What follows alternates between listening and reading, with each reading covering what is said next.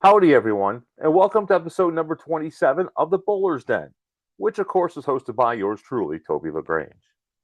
With the 2026 PBA Tour season starting this week, on this episode, we're going to do a tour preview and talk about the PBA versus the World Captains match that was held on Sunday at the International Bowling Museum and Hall of Fame in Arlington, Texas. Before we dive into the PBA season, let's take a look at my league review for this week. So this week in league, well, it was a forgettable week, just like the last few weeks or last month and a half have been. I ended up with a 483 or 484 or something like that. I don't even remember all the games. I don't want to remember them. It was just an awful night. Nothing worked. And it's just not fun right now. You know, if there's such a thing as bowler depression, I'm in it right now. I can't get anything to work. I've decided that my new ball, the Black Widow 3.0 Dynasty, is going away for a little while. Going back to what I was doing earlier and see if I can't get back on track. There's too many tournaments coming up that I'm bowling with Sam. I don't want to disappoint him. It's one thing to come out here and bowl bad in league, but if we get in those adult junior tournaments like we have one on Sunday up in South Glens Falls, and I bomb like I'm bombing now, it's going to disappoint him, which is really going to make me not feel so good. So I don't want to disappoint Sam. So I'm shelving the new ball, going back to what I was doing, and hopefully I can get my form back, and then I'll practice a little bit more with the new ball and see what I can do. But right now I'm in a funk, and it's not fun. And to be honest with you, I'm seriously considering taking a week off or something. I just don't know what to do. Yeah, I haven't been this down in bowling in my life. Even as a little kid, I wasn't this down. And once I got to be a teenager and was, bowling good and on the high school team and everything, I never had streaks like this. So we'll come back next week, I guess. Definitely going to South Glens Falls on Sunday with Sam, and we'll see what happens up there. Hopefully I can make him proud, because I know he's going to make me proud because he's bowling off the charts. But yeah, that's my league review for this week. The 2026 PBA Tour season kicks off this week with the first major of the season, the PBA Players Championship. Let's take a look at the entire 2026 Tour schedule. The stepladder finals for the first 10 events can be seen on the CW network, and for the remaining events, it will be on a combination of CBS and CBS Sports Network. The qualifying and match play rounds will be streamed on Bowl TV. This week, it all kicks off with the PBA Players Championship, the first major of the season. Next week, they head to Missouri for the PBA Pete Weber Missouri Classic. 2 weeks from now, it's another major. On March 8th, it's the U.S. Open. Then they head to the Illinois Classic on March 15th. On March 22nd, it's the PBA Indiana Classic. On March 29th, it's yet another major. It's the USBC Masters. On April the 5th, it's the PBA Ohio Classic. On April the 12th, it's the PBA New York Classic in Rochester. On April the 19th, it's the PBA Roth-Holman Doubles Championship. And on April 26th, the final CW event of the season is the PBA Tournament of Champions, another major. Now we go into the PBA World Series of Bowling in Minneapolis. You have your 4 animal patterns. It'll be May 9th, 10th, 11th, and the 12th. On June the 13th, it's the PBA World Championships in Allen Park, Michigan. On June the 20th, it's the PBA Elite League Battle of the Brands in Bethlehem, Pennsylvania. If you go back a couple episodes here on the Bowler's Den, you can see my thoughts on that one. And the final event on the CBS Sports Network will be the PBA Norm Duke Open from Bethlehem, Pennsylvania on June the 21st. Now, the PBA USA versus the World event will be in Columbus, Ohio on April the 4th. On August the 2nd, it's the PBA PWBA Striking Against Breast Cancer Mixed Doubles event in Houston, Texas. And the final event on the schedule will be on August the 31st.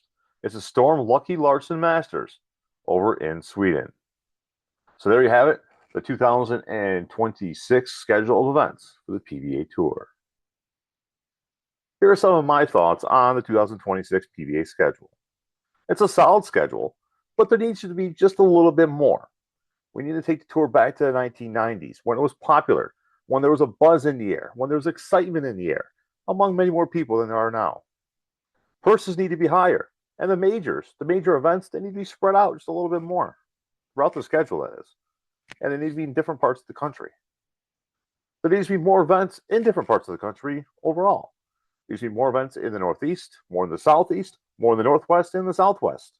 The entire country needs to be represented. There's been talk about taking the PBA more international, over to Europe. How about we just strengthen what we have here in the States first?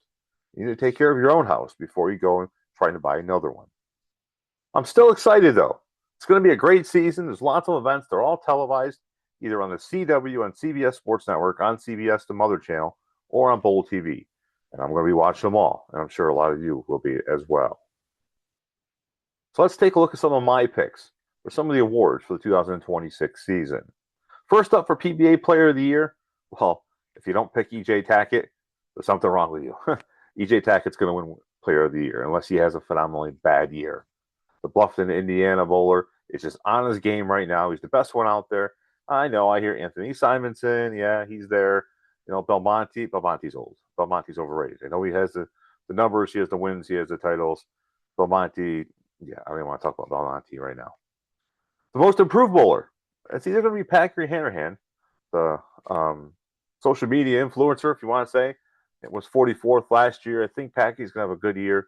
Or Sean Rash, who was 39th last year. He's going to bounce back, and he's going to have a good season. For the Rookie of the Year, the PBA has announced 7 different bowlers who are going to be competing for the Rookie of the Year. There may be more. Who knows who comes through the PTQ? But my pick is going to be Spencer Robarge. I'm picking Spencer Robarge because he's the one I've seen the most of, to be honest with you. Haven't seen a lot of the other 6. But you know what? My thoughts may change as the season goes on. But right now, I'm picking Spencer Robarge. One of the segments you're going to see here on the Bowlers End throughout the PBA season will be my PBA Power Rankings. Starting after the second event of the season, the PBA Pete Weber Missouri Classic, I'll post my Power Rankings for the PBA Tour. I'm going to do the same thing for the PBA 50 and PWBA Tours as well. A simple point system will be used. It's going to be a system that's widely used in the racing world with a bowling tweak. The top 25 finishers in each tournament will earn points, double points for majors. The top 5 in qualifying will also earn points. Now, when I say qualifying, I mean the qualifying rounds before match play. Bonus points for the overall winner and win streaks will be added in as well. All 17 events will be counted in the power rankings for the PBA Tour, and of course all the events for the PBA 50 Tour and the PWBA Tour as well. Let's take a look at the PBA versus the World Captains match between E.J. Tackett and Jason Belmonte, the 2 captains. Belmonte for the World and Tackett for the PBA or for the United States. It was on YouTube on Sunday afternoon. It was pretty gimmicky. It took place at the International Bowling Museum and Hall of Fame in Arlington, Texas.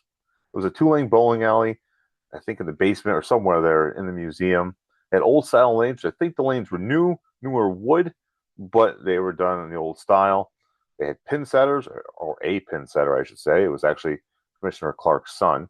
There were no dots or arrows on the alley at all. It was an above-ground ball return, so it had that old feel. It was very claustrophobic, really, because it had 2 lanes between 2 walls, and you had some windows on the left side that you had people leaning their heads out of. It was very gimmicky, but you know what? It wasn't a horrible thing. Tackett won easily. He darn near threw a 300 game. It was pretty decent, but like I said, it was very cramped in that area. Chris Barnes did the interviews. He could be pretty good with some more practice. You know, we'll have to keep an eye on that. Did I watch it? Yes, I did. Did it satisfy an itch for bowling? Yeah, it did. Although there's not really a big itch for bowling this time of the year because there's tournaments on YouTube all over the place. More on that in a future episode. Should they do it again? Maybe. They make a few changes. Will it make me want to watch the PBA versus the World event? Probably not. I will watch it, but just watching that won't get me hyped up enough to watch the PBA versus the World event. Sorry, it won't. You need to do more than that. I'm a bowling diehard, so yeah, I'm going to watch it. But the average bowler or the average person seeing that on YouTube, is that going to make them want to watch the actual big show? No, I can't see that it would. But you know what? It was for YouTube. It got a bunch of hits. It got lots of hits, lots of views.